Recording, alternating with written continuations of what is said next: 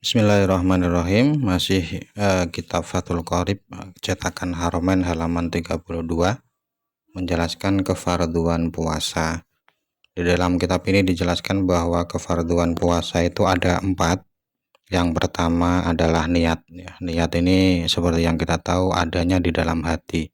Jadi tidak sebatas mengucap tapi meniatkan di dalam hati.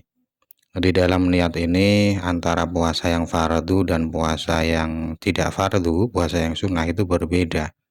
Kalau puasanya fardu, misalkan puasa Ramadan atau puasa nazar, niat harus dilakukan di malam hari. Tidak boleh setelah keluar fajar baru niat, tidak boleh. Kalau puasa fardu tidak boleh. Kemudian selain kewajiban menempatkan niat di malam hari, diwajibkan juga menentukan puasa. Jadi untuk puasa fardu tidak boleh hanya niat berpuasa saja, tapi harus ditentukan ini puasa apa. Kalau puasa Ramadan ya niatnya puasa Ramadan, kalau nazar ya nazar. Kemudian kalau kita ingin meniatkan puasa secara lengkap, di kitab Fathul Qorib ini ada kalimat yang dicontohkan, yaitu berupa nawaitu shauma ghadin an ada'i fardhi Ramadan hadhihi sanati lillahi ta'ala. Ini niat yang lengkap ya. Jadi tidak sebatas hanya meniatkan kefarduan saja, tapi juga sunah-sunah niat juga tercakup dalam kalimat tadi. Kemudian yang kedua, fardu puasa yang kedua adalah menahan diri dari makanan dan minuman. Tidak boleh makan, tidak boleh minum secara sengaja. Walaupun makanan dan minuman yang ditelan hanya sedikit itu tidak boleh ya, tidak boleh. Sedikit banyak sama saja, tetap membatalkan puasa. Dan batalnya puasa dengan makan atau minum ini kalau dilakukan dengan sengaja, dengan kesadaran bahwa dia sedang berpuasa. Artinya kalau makan atau minum saat puasa tapi dia lupa bahwa dia berpuasa itu tidak masalah.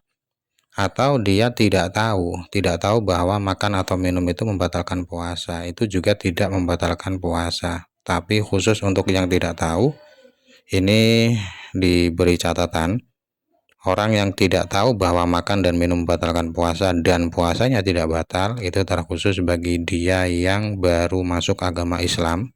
Jadi Islamnya masih baru sehingga belum tahu hukum-hukum Islam. Atau dia Islamnya sudah lama tapi dia berada di tempat yang jauh dari orang-orang yang mengetahui hukum ini. Kalau tidak tahu tapi dia bersama orang-orang yang tahu atau Islamnya sudah lama ya tetap batal. Jadi ketidaktahuan bahwa makan atau minum membatalkan puasa ini tidak membatalkan puasa dengan dua catatan tadi. Kemudian yang ketiga, fardu puasa yang ketiga adalah menahan diri dari berhubungan suami istri secara sengaja.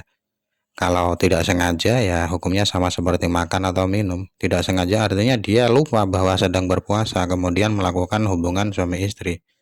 Kalau seperti itu maka puasanya tidak batal.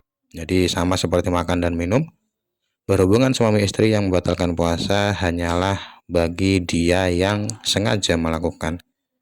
Kemudian yang terakhir, fardu puasa yang keempat, yang terakhir adalah menahan diri dari sengaja muntah.